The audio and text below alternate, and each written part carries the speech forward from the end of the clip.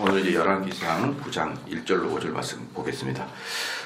열왕기상은 이제 크게 두 부분으로 나눠집니다. 크게 두 부분으로 나눠지는데 첫 번째가 이제 9절까지, 1절부터 9절까지는 솔로몬의 기도에 대한 하나님의 응답이에요. 솔로몬의 기도가 어디 있었습니까? 8장에 있었잖아요. 8장에 우리가 지난 시간까지 배웠어요. 8장에 솔로몬의 기도는 엄청 길었죠. 엄청 길었죠. 그래서 8장이 총 66절까지 있는 이유가 기도가 엄청 길어서 이제 그랬던 거예요. 그 기도에 대한 응답이 1절에서 9절까지가 이제 나오고 있고요. 이제 10절부터 28절까지는 솔로몬의 여러 가지 지혜로운 통치에 대해서 나타납니다. 솔로몬의 지혜로운 통치까지 나타납니다. 그래서 이제 1절에 보면은요, 솔로몬이 여호와의 전과 왕궁 건축하기를 마치며, 그렇죠? 그러니까 여기서 이제 보면은 재밌는 게 솔로몬의 성전하고 또 궁전까지를 다 건축한 걸 말해요. 그러니까 이게 8장은 뭐였죠? 8장은 성전을 건축한 다음에 성전을 기공식을 하면서 그 감격에 겨워 기도를 했던 내용이 8장이잖아요. 그렇죠? 그러니까 이제 8장이고, 그 다음에 이제 9장은 성전 플러스 왕궁까지 건축한 다음에 또 이제 기도를 하는 거예요. 그렇죠? 그래서 이 8장과 9장 사이에는 13년이라는 세월이 차이가 있습니다. 13년의 세월이. 왕궁이 13년 걸렸으니까. 왕궁이 13년 걸렸으니까 13년의 세월이 이렇게 차이가 있어요. 그래, 솔로몬이 여호와의 전과 왕궁 건축하기를 마치며 자기 무릇 이루기를 원하던 일이 마친 때에, 그러니까 이제 이 솔로몬의 성전과 왕궁은 여호와 하나님께서 솔로몬에게 허락을 하셔서 그 성전 건축을 했지만 사실 솔로몬도 그것을 짓기를 열망했다는 것이죠. 단지 하나님께서 하라 이렇게 지시해서 했던 것이 아니라 자기 스스로도 그것을 완성하고 싶은 열망에 쌓여 있었다. 그리고 그것을 다 마치는 날이었다라는 것이죠. 다 마쳤다라는 것입니다. 그리고 이제 이루기를 원하던 일이 마친 때에 2절에 여호와께서 전에 기브온에서 나타나신 같이 다시 솔로몬에 나타나사. 여러분, 솔로몬에게 하나님이 기브온에서 나타나세요. 기브온에서. 이 기브온에서 나타난 사건이 뭐냐 그러면은 솔로몬이 1000번제를 드린 다음에 하나님께서 너가 원하는 게 무엇이냐 이렇게 물었고, 그때 솔로몬은 지혜를 달라고 이렇게 기도했던 내용이 있잖아요. 그게 이제 기브온에서 이루어졌던 사건이죠. 그러니까 지금 여기서 지금 말하고 있는 것은 뭐냐 그러면은 기브온에서 나타나신 하나님이 이제 또다시 여기에 나타난 것입니다. 이게 무슨 뜻이냐 그러면 직접 계시를 받은 거예요. 직접 계시. 그러니까 기브온 사건 때도 직접 계시를 받았고, 오늘 성전과 궁전을 마무리하는 이 날에도 하나님이 직접 나타나셔서 계시를 하셨다는 것이죠. 직접 계시를 하셨다는 거죠. 이걸 이제 하나님과 솔로몬 한마디로 이제 일생을 살면서 이렇게 지금까지 두 번의 직접 하나님의 현현을 경험하게 된다. 근데 이제 어떻게 경험이 되냐면 그 비몽사몽간에 경험을 하게 되는 거죠. 그래서 이제 그 첫 번째 나타났을 때는 솔로몬이 지혜를 구했고요. 왕국을 잘 다스릴 수 있는 그 방법을 얻어냈습니다. 그렇죠? 지혜를 구했고 왕국을 잘 다스릴 수 있는 방법을 얻어냈고, 그 다음에 하나님께서 솔로몬에게 그때 나타나셔서 성전과 궁전을 건축할 수 있게 또 그에게 마음을 주신 거예요. 허락을 해주신 겁니다. 그죠?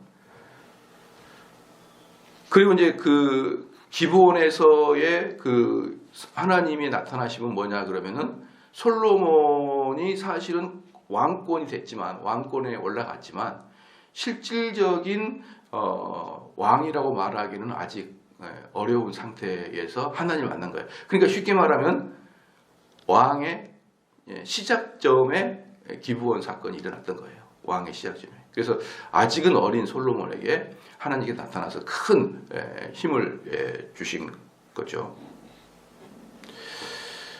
이게 보면 참 재밌는 게 뭐냐면 이제 나이가 젊은 목회자가 담임 목사가 됐을 때 이 딜레마에 딱 빠져요, 항상.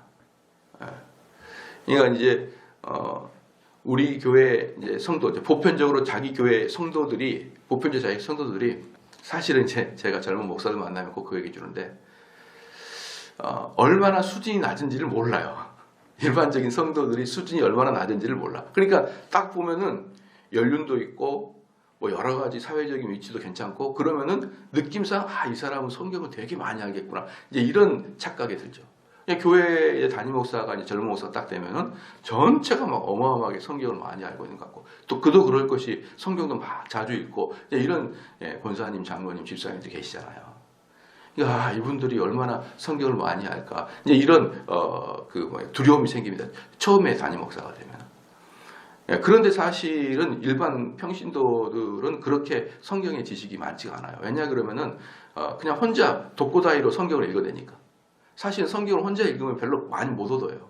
누군가에게 도움을 받아야 되는데. 근데 평생을 그냥 혼자 읽고 뭐 이러다 보니까 어떤 체계를 딱 갖추면서 성경을 읽는 것이 사실은 거의 드뭅니다. 거의 드문데 이제 뭡니까 몇 년을 이제 성경을 가르쳐보고 설교를 해보고 그러면 이분들이 왜 이걸 모를까 하면서 점점 이분들이 실력이 별로 안 좋구나라는 걸 아는데 처음에는 모든 교인들이 자기 머리 꼭대기에 있는 것처럼 느껴지는 거예요. 그럴 때 이제 젊은 목사들은 가슴에 두려움을 느끼죠. 두려움을 느끼는 것은 좋은 면도 있고 나쁜 면도 있어요. 발전할 수도 있고 자포자기가 돼버릴 수가 있어요. 저는 그런 분들에게 항상 해주는 말이 뭐냐면 바울이 디모데에게 했듯이 더 공부해. 더 공부하다 보면은 그분들이 잘 모르고 있다는 것을 너는 곧 알 거야. 그분들에 대해서 너무 두려워하지 마. 그런 제가 이야기를 해주거든요. 그게 이제 사실 조금 더 그 젊은 목사들의 선배된 입장에서 그들에게 해줄 수 있는 아주 따뜻한 조언이에요. 그게. 조언입니다. 두려워요, 사실은. 상당히 처음에 강대상에 쓰고 성경 공부를 이끌어가는 것은 정말 두려워요. 이들이 어느 정도의 지식을 갖고 있을지 모르니까. 그렇지 않습니까? 그러니까 솔로몬도 그렇다는 것이죠. 젊은 나이에 왕이 딱 되고 나니까 겁이 나는 거예요. 두렵고 이러니까 솔로몬은 하나님께 구할 것이라고 오지 이 많은 사람보다 더 뛰어난 지혜를 주십시오라고 요구하는 것은 아주 당연한 상식적인 사실은 일인 것입니다. 그래서 아까도 말했지만 목회자가 구할 게 뭐가 있습니까? 우리 성도들을 이끌어갈 수 있는, 이끌어가려면 어떻게 해야 돼요? 이들보다 더 높은 성경적 지식과 신학적 체계가 있어야지만 이끌어가잖아요. 그걸 구하는 건 당연한 거 아니겠습니까? 그러니까 처음에 하나님께 나와서 솔로몬이 기도한 내용은 전체적으로 아주 어릴 때, 연약할 때 하나님께 구했던 내용이고 그것은 하나님이 기뻐 받아주셔서 그걸 다 이루게 해주셨죠. 그 다음에 이제 오늘 두 번째 여기 신현은 뭐냐면요. 앞으로 솔로몬 이후에 있을 어떤 재난을 암시하고 있어요. 암시. 솔로몬 이후에 있을 재난을 암시하고 있다. 그렇죠.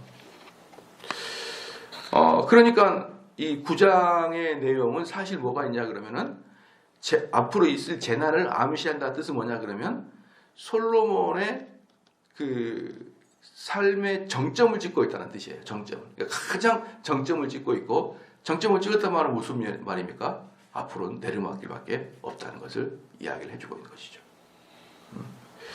그러니까 성전뿐 아니라 궁전까지 완공된 후에 지금 여호와 하나님의 현현을 경험한 거기 때문에 8장의 성전 봉헌식보다는 최소라 13년이 지난 다음에 이 일을 겪고 있습니다. 그러니까 지금 이 전체로 본다 그러면 솔로몬이 왕이 된 지 24년 만에 이 일이 이루어진 거예요. 전체로 본다 그러면 솔로몬이 왕이 된 지 24년 만에 이 일이 이루어지기 때문에 이제 어떻습니까? 솔로몬의 왕의 어떤 직위 중에 아주 정점까지 올라간 상태. 모든 걸 풍족하죠. 군사력도 강하죠. 그 다음에 솔로몬도 이제 24년 동안을 백성을 다스리면서 그 지혜와 그 국가를 다스리는 방식에서 정말 이제 도 같은 상태. 모든 게 이제 솔로몬의 입장에서는 어때요? 솔로몬 입장에서 모든 게 다 이제 완벽하게 잘 돌아가는, 그래서 정말 평안하는 그런 상태가 돼요. 그렇기 때문에 그 상태이기 때문에 뭐가 딱 예상이 됩니까?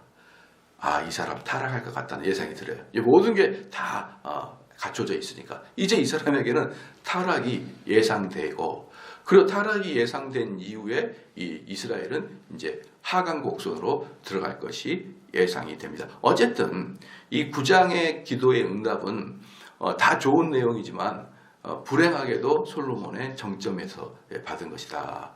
첫 번째 효녀는 솔로몬에게 소망과 희망이 있었다 그러면 지금은 무르익은 그런 상태다라는 걸 볼 수 있습니다.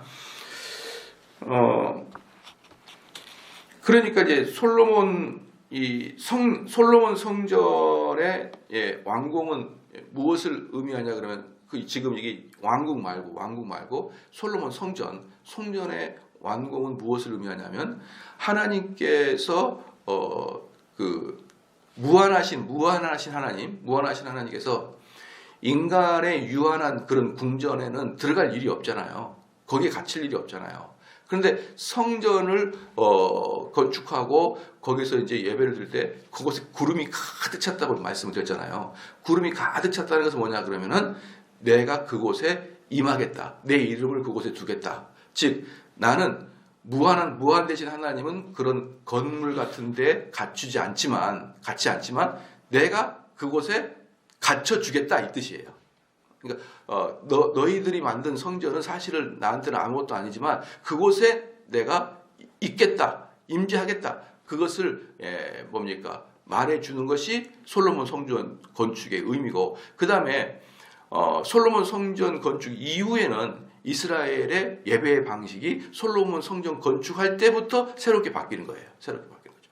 그러니까 솔로몬 건축의 완성은 이스라엘을 그 전과 후로, 솔로몬의 성전의 건축 전과 후로 딱 나누는 아주 이스라엘의 역사적인 사건입니다.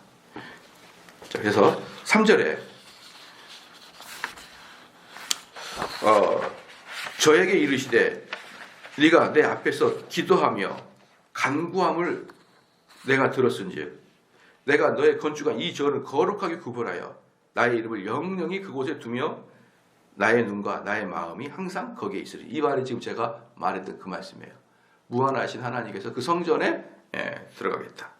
그리고 이 거룩한 이제 9장은 성전과 왕궁의 건축인데 하나님께서 3절에 말씀하는 건 성전의 이야기예요. 성전 이야기를 또 하면서 너가 그 성전을 만들었는데 그 성전은 단지 인간이 만든 것이 뿐만 아니라 내가 거기에 거하여 거룩하게 하겠다라는 것이죠.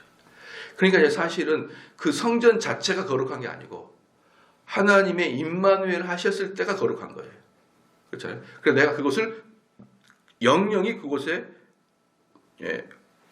두며 나의 눈과 나의 마음이 항상 거기에 있으니 이거거든요. 그 전체가 뭡니까? 그곳을 내가 따로 구별하여 거룩하게 할 테니 그 뜻이에요.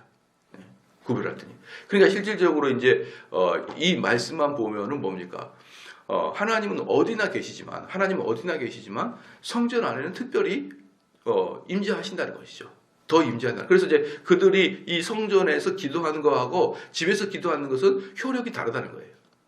성전에서 기도하는 것과 예배 드린 것은. 그래서 제가 옛날에 예배학을 한번 설교할 때 그런 적이 있었습니다. 우리는 모든 곳에서 예배를 드릴 수가 있죠.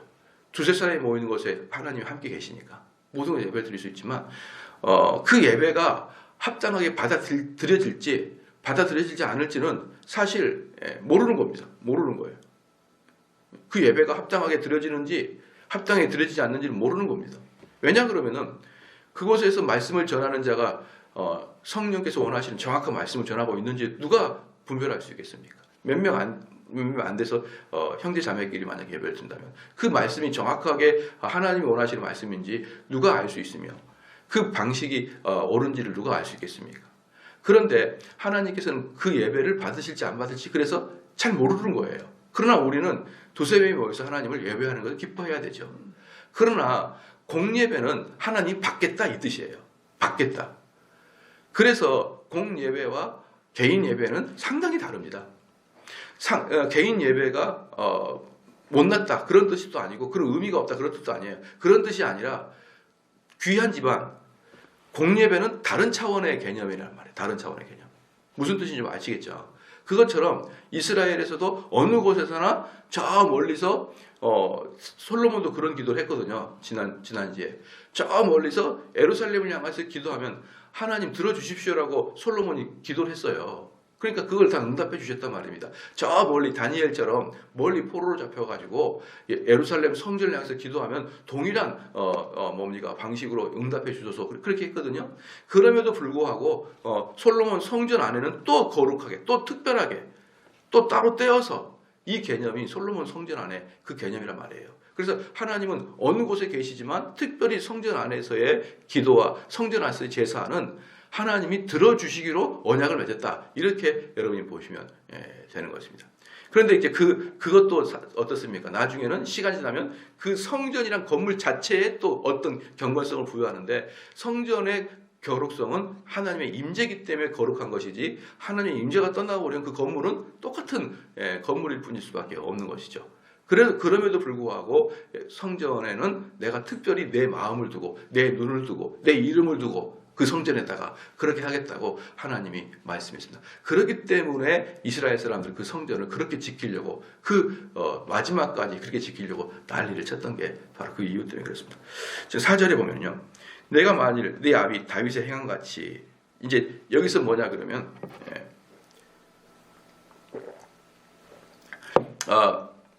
솔로몬 그러니까 그 이스라엘은 참 재밌는 게 뭐냐면요. 안 됐다 싶은 마음도 있어요. 이스라엘 왕들이 안 됐다 싶은 마음이 있습니다. 뭐냐 그러면 이스라엘의 왕의 기준은 다윗입니다. 예. 여러분 이스라엘에서 왕의 기준 다윗이에요. 그리고 다윗을 다 커트라인 놔. 그리고 다윗보다 잘한 사람은 선한 왕, 다윗보다 못한 사람은 악한 왕이에요. 그러니까 다윗을 기준으로 다윗과 같으면 선한 왕, 다윗과 같지 않으면 악한 왕입니다. 근데 누가 다윗같이 할 수 있습니까? 너무 슬픈 이야기예요. 다윗이 너무 공부를 잘했어요. 그래서 다윗은 학교 다닐 때 평균 99점. 다윗만큼 잘하면 공부 잘하네. 다윗처럼 못하면 공부 못하는 전부 다 공부 못하는 거죠. 다윗에다 기준을 둬버리니까. 그래서 이스라엘의 모든 왕의 기준은 다윗에다가 기준을 딱 둡니다. 바로 그게 뭐냐면 4절 말씀이에요. 네가 만일 네 아비 다윗의 행한 같이 마음을 온전히 하고 바르게 하여 내 앞에서 행하며 이게 다윗의 특징이거든요. 다윗의 특징이 뭐냐면 하나님 앞에서 행하고 마음을 온전히 하고 바르게 하여 내 앞에서 행했다. 그럼 내가 네게 명령한 대로 그것을 순종하여 나의 법도와 율례를 지키면 이게 다윗의 특징입니다. 다윗은요, 여기서 보면은, 여기서 온전하라 그랬잖아요. 마음을 온전히 하고라 그랬잖아요. 이 마음을 온전히 하는 것은 완벽하게 하는 뜻이 아닙니다. 완벽하게 하는 뜻이 아니라 하나님의 법도를 나는 동의하겠다는 뜻이에요. 하나님의 원리를 동의하겠다는 것이에요. 여러분도 하나님 원리를 동의하잖아요. 그렇지 않습니까? 동의하니까 이 새벽에 나오신 거 아닙니까? 그렇잖아요. 그렇기 때문에 여러분 마음도 다윗과 같은 마음이에요. 그러나 동의한다고 해서 그걸 다 지킬 수는 없잖아요. 다윗도 못 지켰잖아요. 다윗도 못 지켰죠. 근데 다윗의 특징이 뭡니까? 곧바로 회개를 하는 거예요. 그게 마음을 다하는 겁니다. 마음을 다한다는 것은 완벽하게 그 법을 지킨다. 그거는 있을 수가 없고 그것을 하나님이 원하시지도 않습니다. 근데 전반적으로 다윗은 하나님의 법도를 지켰어요. 법도. 그게 옳다고 느껴지고 단지 문제는 내 다윗이 연약해서의 문제지 하나님의 법도가 맞아요. 그런데 그 다음부터의 왕들은 그러지 않아요. 잔머리를 굴리는 거예요. 잔머리를. 그러니까 쉽게 말하면 다윗은 아주 단순무식합니다. 이게 하나님 말씀이 그냥 아는 거예요. 아니면은 회개하는 거예요. 그런데 이 다른 왕들은 그 하나님의 법도를 꼭 어떻게 표현을 하면 되냐면 우리 만약에 예를 들어서 교회에 보면은 교회를 좀 다니지만 그 아주 뭐랄까요 그 달고 다른 스타일 있잖아요. 교회는 교회고 나의 삶은 삶이고 따로따로 구하면 살잖아요. 그러면서 그런 사람 마음은 어때요? 하나님의 법도를 살게 되면 이 세상은 즐겁지도 않을 것 같고 이 세상에서 돈 벌지도 못할 것 같고 이 세상에 성공하지도 못할 것 같아요. 하나님 법도대로 한다 그러면. 그런데 이 법도대로 내가 삶은 추구하는 대로 살면은 재밌을 것 같고 돈도 많이 벌 것 같고 남을 이겨먹을 것 같고 그러니까 이 법도를 따르지 않고 자기의 삶의 기준대로 따라간 사람이 교회에 얼마나 많아요. 그렇지 않습니까? 그런데 또 하나님의 법도에 따라간 사람은 이 법도가 맞기는 맞고 그 법도대로 살려고 온갖 노력을 하고 그래서 우리 성도들이 저한테 상담하는 거예요. 목사님 이럴 때는 어떻게 살아야 됩니까? 이게 상담하는 이유는 그렇게 살고 싶다는 뜻이에요. 근데 못 살아. 못 살다가 또 한 대 띵 맞으면은 하나님께 회개하고 그런 삶이 마음을 온전히 하나님께 드리고 있다라는 그런 삶인 거예요. 그 뭐 멀리 구름 위에 떠다니는 이상적인 이야기가 아니라 실질적으로 여러분도 다윗처럼 그렇게 할 수가 있는 내용입니다. 자, 그런 식으로 너희가 마음을 먹는다 그러면 내가 너희 다윗에게 약속했던 그 언약을 너한테 평생 지키겠다. 하나님 그렇게 약조를 맺어준 것이죠. 4절 다시 읽을게요. 네가 만일 내 아비 다윗의 행함같이 마음을 온전히 하고 바르게 하여 내 앞에서 행하며 내가 네게 명령한 대로 온갖 것을 순종하여 나의 법도와 율례를 지키면 이라겠죠. 5절에 내가 네 아비 다윗에게 허하여 이르기를 그러면은 여기서 뭐냐면 내가 너희 아비 다윗과 언약을 맺은 것을 이렇게 말하는 거예요. 내가 너희 아비 다윗하고 언약을 맺었다 이것이죠. 이스라엘 위에 오를 사람이 내게서 끊어지지 아니하리라 한 대로 너희 이스라엘의 왕위를 영원히 견고하게 하려니와. 그러니까 이런 식의 기준을 가지고 있으면 그래서 이제 이스라엘의 왕은 쉽게 말하면 나름대로의 선한 왕도 있지만 거의 다 악한 왕이다 그런 보면 돼요. 거의 다 악한 왕이다. 왜 거의 다 악한 왕입니까? 다윗에게 미달했기 때문에. 다윗에게 미달했기 때문에. 그렇기 때문에 어때요? 이 다윗과 솔로몬의 기간을 정점으로 이제 하얀 곡선이 있을 뿐이라 이 말이죠. 그러니까 하얀 곡선이 있는 그 결과 어떻게 됩니까? 바벨론은 포로로 잡혀가고 아수르에게 망해버리고 그런 일들이 발생하는 거예요. 그 일들을 보여줍니다. 그거 재밌는 게 뭐냐면 다윗은 그 마음을 순전하게 하나님의 법도대로 따라 살았거든요. 순전하게. 그 결과 어떤 줄 아십니까? 이스라엘과 유대 전체 왕 중에 오직 다윗만 한 번도 우상 숭배를 안 했습니다. 한 번도. 다른 왕들은 전부 다 우상을 허용하든지 우상을 숭배하든지 아니면 모른 척 하든지 다 그랬어요. 근데 다윗만 오직 우상을 숭배하지 않고 허용하지 않았습니다. 그게 바로 다윗의 엄청난 일이에요. 다윗이 죄를 졌죠. 다른 왕에 비해서 다윗이 죄를 더 질 수 있어요. 그러나 하나님 보시기에 그건 연약한 거예요. 여러분 남자가 여성을 좋아한다. 그건 연약한 거예요. 그건 사악한 게 아닙니다. 그건 남성의 본성이고 여성의 본성이잖아요. 그게 나이가 들었든 결혼을 했든 안 했든 그건 본성이에요. 그렇기 때문에 그 죄는 사악하다기보다는 연약한 죄인 거예요. 그것을 마음을 딱 다지고 마음을 굳건히 하여서 지켜내지 못한 연약함. 그러면 우리도 사람을 볼 때 연약한 거하고 사악한 것은 다르죠. 그렇지 않습니까? 그래서 다윗은 전반적으로 연약한 죄를 져요. 연약한 죄를. 교만한 것도 연약한 죄예요. 이 마음속에 교만이 차고 오르는데 성령의 능력으로 교만을 꺾어야 되는 겁니다. 그 능력이 부족하면 치고 올라오는 게 교만이고 치고 올라오는 게 욕정이고 치고 올라오는 게 세상적 물욕이에요. 그런 것들은 사실은 사악하기보다는 연약한 건데 사악한 것은 다른 개념이잖아요. 자기의 유익을 위해서 다른 사람을 어떻게 해버리고 막 그런 잔머리를 굴리는 스타일이 사악한 거지 않습니까? 그런데 이 다윗은 사악하지는 않고 연약합니다. 그렇기 때문에 하나님은 그를 혼내주기는 혼내줘도 그를 배기 싫어하지는 않는 거예요. 하나님은 다윗을. 아유 이 녀석이 또 무너졌어. 정신 똑바로 차려. 이런 식의 개념이지 야 이거 정말 인간이 말종이다. 이런 개념은 아닌 거예요. 다윗은. 근데 대부분의 왕은 그 사악함이 다 있어요. 사악함. 그러기 때문에 그 사악함을 유지하기 위해서 우상숭배를 하든가 우상숭배를 허용해 주든가 이런 일들이 발생했던 것이고 오직 다윗은 단순 무식하게 하나님 말씀이면 고하고 아니면 수도 딱 해버리면 아주 그런 모습을 다윗은 보여주고 있습니다. 그래서 여러분 제가 이런 다윗의 일대기를 보면서 느낌이 있는 거예요. 여러분 보면은 요만한 아이들도 있잖아요. 단순 무식한 애들이 있고 아니면 영악한 애들이 있잖아요. 그럼 어른으로서 누구에게 손이 갑니까?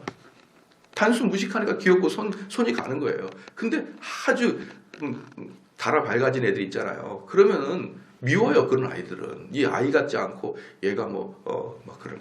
예. 그런 식의 개념인 거예요. 다윗은 하나님에게 그런 식의 개념이고, 제가 볼 때는 아주 하나님에게는 귀염둥이 같은 그런 존재가 바로 다윗이었어요. 그래서 하나님께서는 이 다윗과 같은 존재를 이제부터 이스라엘의 왕의 기준으로 삼을 테니까 너희는 그 사람을 기준으로 삼아라. 그 얘기가 지금 4절 5절의 내용인 것입니다.